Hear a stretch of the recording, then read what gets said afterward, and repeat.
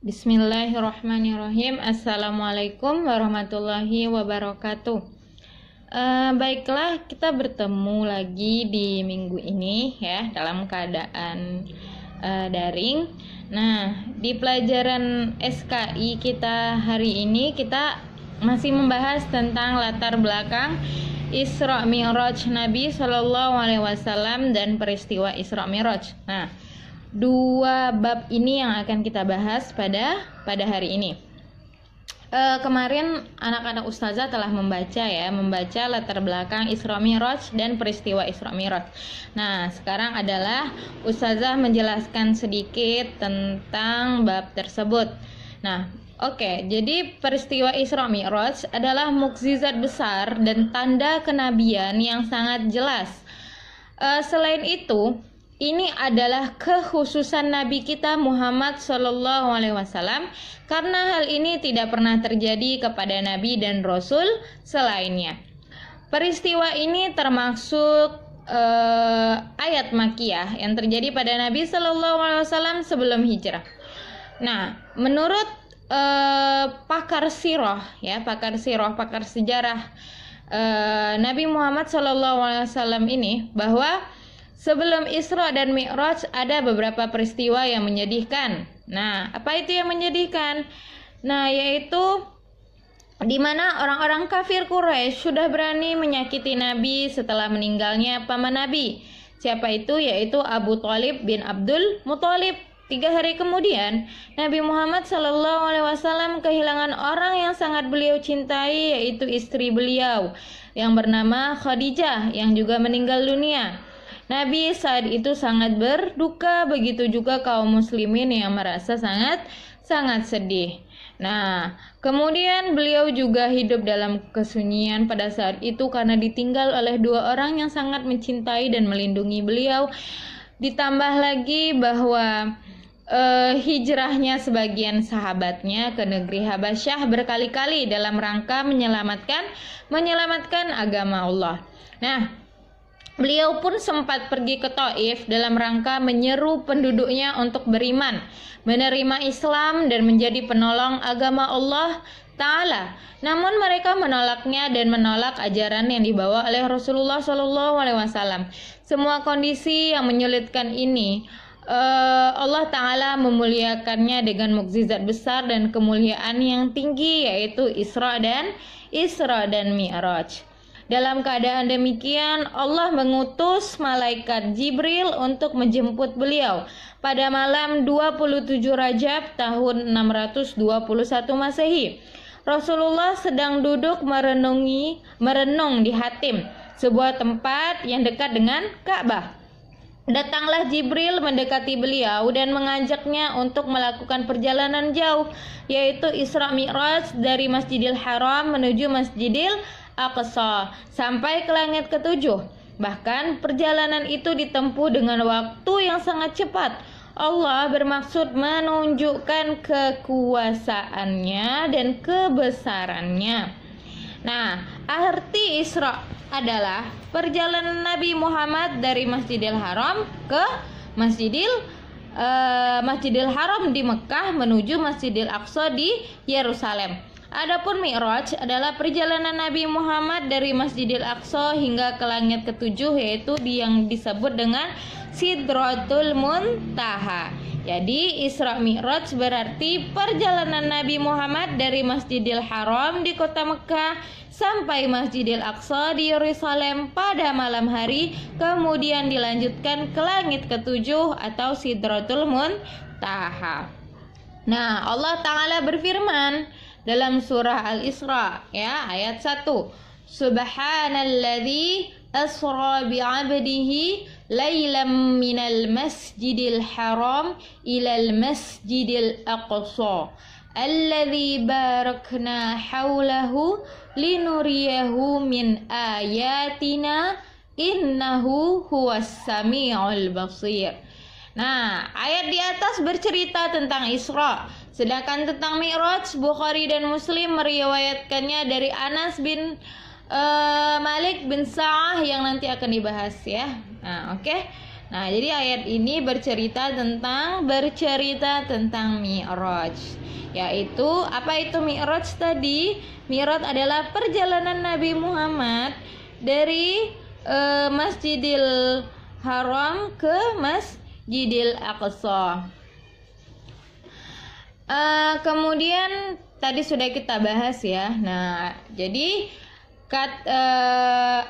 Mi'raj tadi artinya naik. Nah, Mi'raj adalah alat yang digunakan untuk naik, sedangkan Mi'raj Rasulullah SAW adalah naik dari bumi ke langit, melewati lapis langit sampai pada langit ke-7. Nah, oke, jadi kapan Isra Mi'raj terjadi? Nah, Syekh Islam Ibnu Taimiyah rahimahullah mengatakan tidak ada dalil yang tegas yang menyatakan terjadinya Isra Mi'raj pada bulan tertentu atau 10 hari tertentu atau ditegaskan pada tanggal tertentu. Bahkan sebenarnya para ulama berselisih pendapat mengenai hal ini. Tidak ada yang bisa menegaskan waktu pastinya. Abu Syamah mengatakan, sebagian orang menceritakan bahwa Isra Mi'raj terjadi di bulan Rajab. Namun, para pakar jarah wa ta'dil, yaitu pengkritik perawi hadis, menyatakan bahwa klaim tersebut adalah suatu kedustaan. Dalam kitab Al-Bidayah Al-Hawliyah halaman 274. Nah, kemudian Syekh Islam Ibnu Taimiyah rahimahullah berkata, tidak dikenal dari seorang dari ulama kaum muslimin yang menjadikan malam Isra memiliki keutamaan dari malam lainnya, lebih-lebih dari malam Lailatul Qadar. Begitu pula para sahabat dan orang-orang yang mengikuti mereka dengan baik tidak pernah mengkhususkan malam Isra untuk perayaan-perayaan tertentu, dan mereka pun tidak menyebutkannya. Oleh karena itu tidak diketahui tanggal pasti dari malam Isra tersebut. Nah, Syekh Mustafa Al-Adawi hafizahullah juga menerangkan bahwa tidak ada dalil dari Rasulullah SAW bahwa beliau merayakan Isra Mi'raj. Beliau juga katakan bahwa beliau tidak mengetahui dalil dari para sahabat tentang hal ini. Begitu pula tidak diketahui dari imam yang 4 dari imam mazhab. Juga terdapat perselisihan pendapat tentang penetapan kapan malam Isra Mi'raj terjadi. Nah, ini bisa dilihat dalam kitab At-Tashil li Ta'wil At-Tanzil Tafsir An-Nahl Al-Isra halaman 326. Nah, ya. Jadi itu dia tentang kapan terjadinya Isra Mi'raj, dan itu banyak sekali perselisihan ulama di sana dan tidak ada ketetapan pasti kapan terjadinya Isra Mi'raj. Maksudnya di sini kapan tahun, hari dan kepastian jam berapa gitu ya Nabi itu Isra. Nah, tidak ada ketetapan pastinya dan itu masih menjadi perselisihan para ulama. Seperti yang sudah Ustazah sebutkan di atas tentang ulama-ulama yang berpendapat tentang kapan Isra Mi'raj terjadi. Nah, oke, jadi kita kembali ke buku kita. Jadi, anak Ustazah coba buka halaman 83. Jadi, peristiwa Isra Mi'raj berawal ketika Nabi Muhammad berada di Hatim, ya, sebuah tempat di dekat Ka'bah. Malaikat Jibril kemudian datang dan membelah dada Nabi Muhammad. Hati Nabi Muhammad kemudian dicuci dengan air Zam-Zam. Ke dalam hati itu kemudian dimasukkan iman dan hikmah yang telah disediakan oleh malaikat Jibril dalam bejana emas. Dengan demikian, oleh malaikat Jibril, Nabi Muhammad SAW melakukan perjalanan dengan menaiki Burak. Dalam perjalanan itu, Nabi melewati Madinah atau Yasrib, Madian, tempat Nabi Shu'aib menyiarkan Islam, Tursina, tempat Nabi Musa menerima firman Allah Ta'ala, dan Bethlehem, tempat Nabi Isa dilahirkan. Dalam perjalanan, Nabi berhenti sejenak dan melaksanakan sholat sunnah 2 rakaat di Madinah, dan Nabi SAW menjadi imam bagi nabi-nabi sebelumnya. Selesai sholat, malaikat Jibril datang membawa 2 gelas berisi susu dan arak. Nabi Muhammad kemudian disuruh minum salah satu di antara keduanya. Akhirnya Nabi mengambil segelas yang berisi susu dan meminumnya. Melihat itu, malaikat Jibril berkata, "Engkau di atas fitrah. Seandainya engkau memilih arak, niscaya kan sesatlah umatmu. Kemudian Nabi Muhammad dan malaikat Jibril naik ke langit. Sampainya di langit, malaikat Jibril meminta penjaga agar membukakan pintu.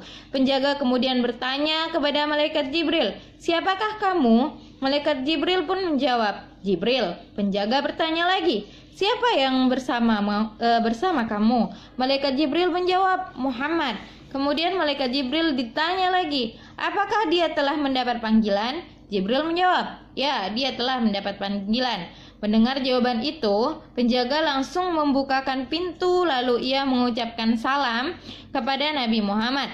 Di langit pertama inilah Nabi Muhammad SAW bertemu dengan Nabi Adam.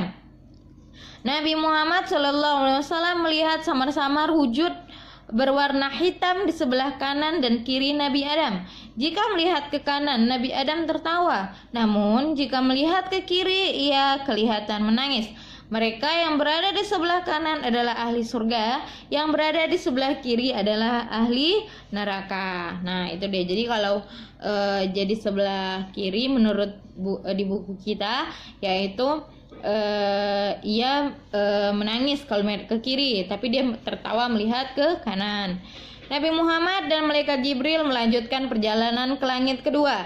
Di sini Nabi Muhammad bertemu dengan Nabi Isa dan Nabi Yahya alaihi salam. Dan langit ketiga Nabi Muhammad bertemu dengan Nabi Yusuf. Di langit keempat Nabi Muhammad bertemu dengan Nabi Idris. Di langit kelima Nabi Muhammad bertemu dengan Nabi Harun. Di langit keenam Nabi Muhammad bertemu dengan Nabi Musa. Di langit ketujuh, Nabi Muhammad bertemu dengan Nabi Ibrahim yang sedang bersandar di Baitul Ma'mur. Dari langit ketujuh, Nabi Muhammad naik ke Sidratul Muntaha. Apa itu Sidratul Muntaha? Yaitu sebuah pohon yang rindang, dari pokoknya mengalir 4 sungai, dua di surga dan 2 di luarnya. Disinilah Nabi Muhammad melihat wujud asli malaikat Jibril. Kemudian Nabi Muhammad melanjutkan perjalanan menuju mustawa seorang diri. Di hadapan Allah SWT, di hadapan Allah inilah Nabi Muhammad menerima perintah untuk mengerjakan sholat 50 kali sehari semalam. Wow, banyak ya. Nah, setelah mendapat perintah tersebut, Nabi Muhammad turun hingga langit ke-6 dan bertemu dengan Nabi Musa. Beliau menyarankan kepada Nabi Muhammad supaya meminta keringanan kepada Allah. Hal ini disebabkan umat Nabi Muhammad tidak akan kuat mengerjakan perintah tersebut, sholat 50 kali sehari semalam, dan itu tidak akan kuat dilaksanakan oleh umat Nabi Muhammad, apalagi di zaman sekarang yang sholat 5 waktu aja udah banyak yang bolong-bolong. Nah, kemudian Nabi naik lagi sampai akhirnya menjadi 5 kali sehari semalam. Setelah menerima perintah sholat tersebut, Nabi Muhammad kembali ke dunia ditemani oleh malaikat Jibril. Peristiwa Isra Mi'raj ini telah memberikan tambahan keimanan, ketahanan, ketetapan, serta keyakinan Nabi Muhammad dalam menegakkan ajaran agama Islam sampai titik darah penghabisan. Nah, itu dia ya, tentang peristiwa Isra Mi'raj yang dapat anak ustazah baca ulang di dalam buku di halaman 83 ya, di halaman 83. Nah, itu dia ya. Nah, jadi anak ustazah silakan dibaca-baca lagi tentang latar belakang Isra Mi'raj dan peristiwa Isra Mi'raj. Nah, tugasnya adalah sebagai berikut.